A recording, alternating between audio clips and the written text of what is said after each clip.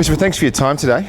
Every great airline in the world has a flagship lounge, and you've just joined that really elite club of the very few that have something special. Yeah, it is really special. I mean, Auckland's the home of Air New Zealand, and it's really important we have a flagship lounge here. So it's part of, as the company's been doing better over the last 4 years, and we've been in profitable growth mode, what we're wanting to do is invest back in the customer proposition very strongly. And so, we're spending $2.6 billion on new aircraft over the next 4 years. We're spending $100 million in the next 3 to 4 years on new lounges. This is a big part of that. It comes off the back of a big investment in Los Angeles with the Star Alliance Lounge, which Air New Zealand runs and operates on behalf of Star. It comes on the back of our big investment in Sydney as well, and then obviously here in Auckland, and then some regional lounges. We hope to get to Brisbane very, very quickly, and obviously Queenstown pretty soon in the next wee while as well. So it's really quite exciting for us to big day today. And probably the key word for you would be innovation, wouldn't it? You've been innovating consistently over the last 5 or 6 years, and this is probably the latest of the innovations. Yeah, I mean, innovation plays a critical role for us because we think there are so many parts of the customer journey, which is actually, when you think about when you book a ticket to when you actually do the trip and get back home again, it's quite a long, drawn-out process. And along that journey, there's lots of pain points for customers. And so how do we actually use innovation to solve those pain points, whether it's queuing through the way we use our apps and our technology, whether it's simple things like being able to order your coffee off your app just to speed you through that process and to get you that little bit of extra time you want when you're a busy person moving between Sydney and Auckland. Having 2 great lounges to refresh and recharge in, and a great new set of fleet of aircraft coming on board, that's fantastic. And great results from the transformation program that you've been doing in the last few years. Yeah, it's been a really fun last 3 or 4 years. We've just really focused on, saying we've always been a really good company. We want to be a truly great and world-class organisation. And so we are learning from lots of other industries and lots of other businesses as well. So, we're learning a lot around customer service from hospitality brands, from theme park brands. We've been learning a lot about market development and how we build our business through fast-moving consumer goods companies and how they go into markets and build markets. A lot in our operations are coming out of the manufacturing industry with lots of continuous improvement techniques. So we look outside the aviation industry, to be honest, to say what lessons can we apply from other businesses back into this world.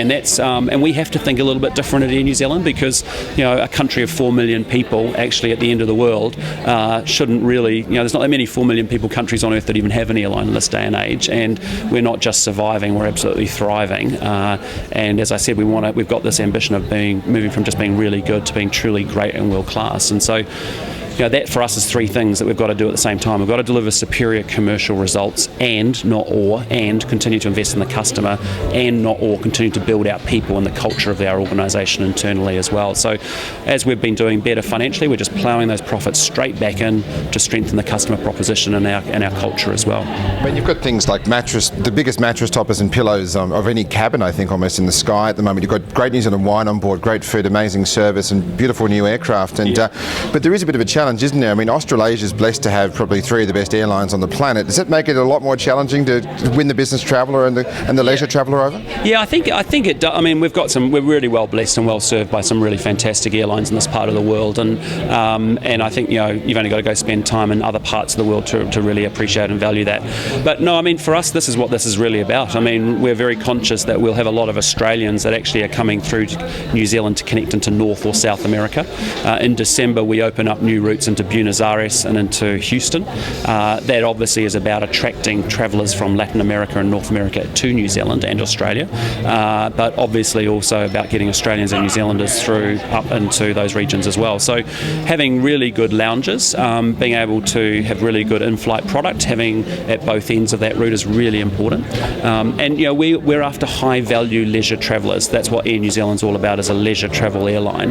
And so a lot of it is actually making sure we've got the proposition right for those customers. You've got another new aircraft coming soon, A321s.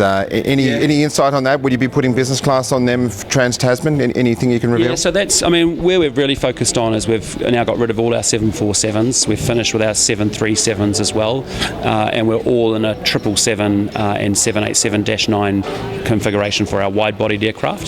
The 787-9 has been a superb aircraft for us. It's gone incredibly well. We'll have 6 of them by Christmas time on our way to a fleet of 12.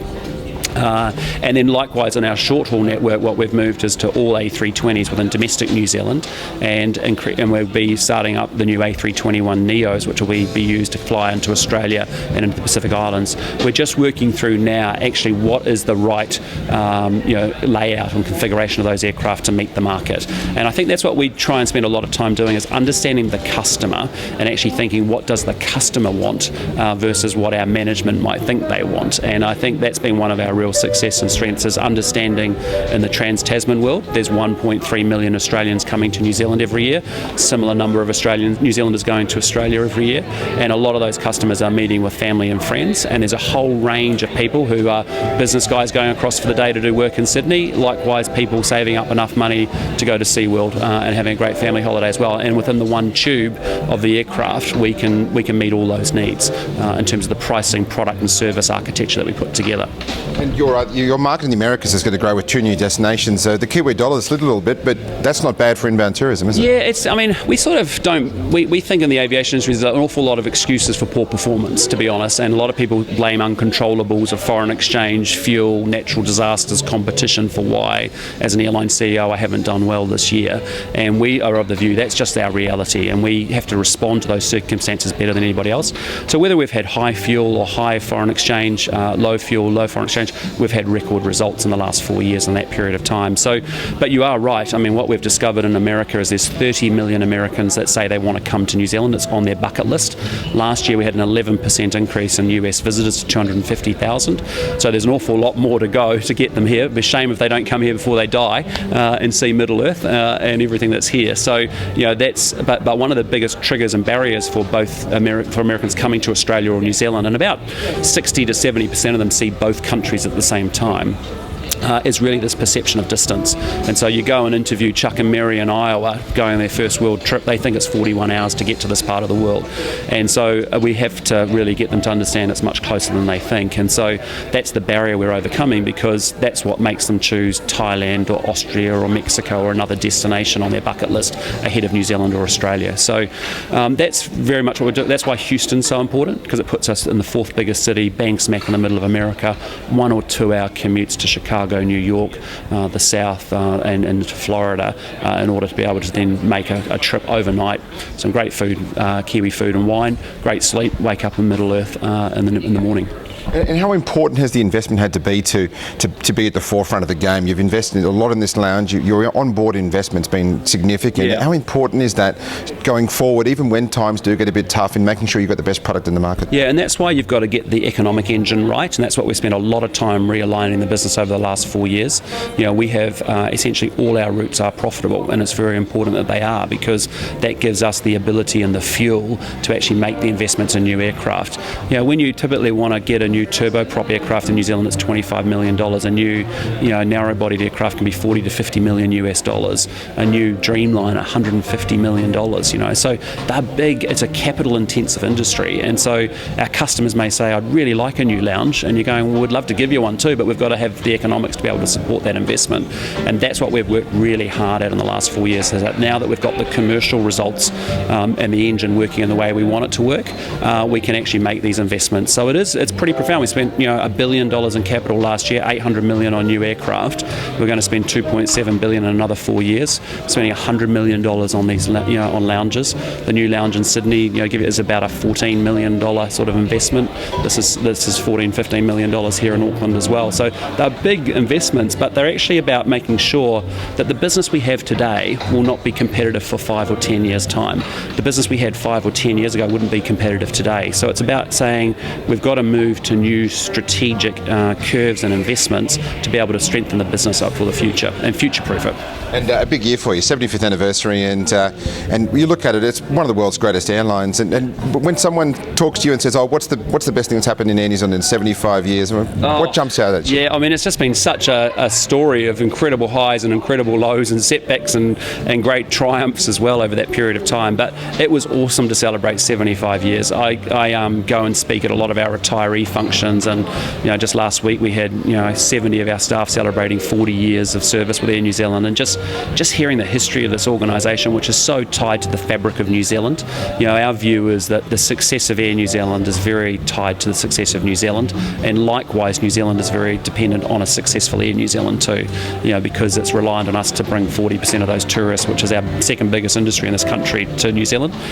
It's reliant on us to get those exporters with high value products in the belly of our aircraft to those foreign markets across the Pacific Rim. So we know that's been really quite exciting, just celebrating the 75th, to be honest. We had I think it was almost just under 400,000 people come to our national exhibition at the National Museum in New Zealand here in Wellington at Te Papa. And that's just a testament to why the emotional attachment that people feel to the airline.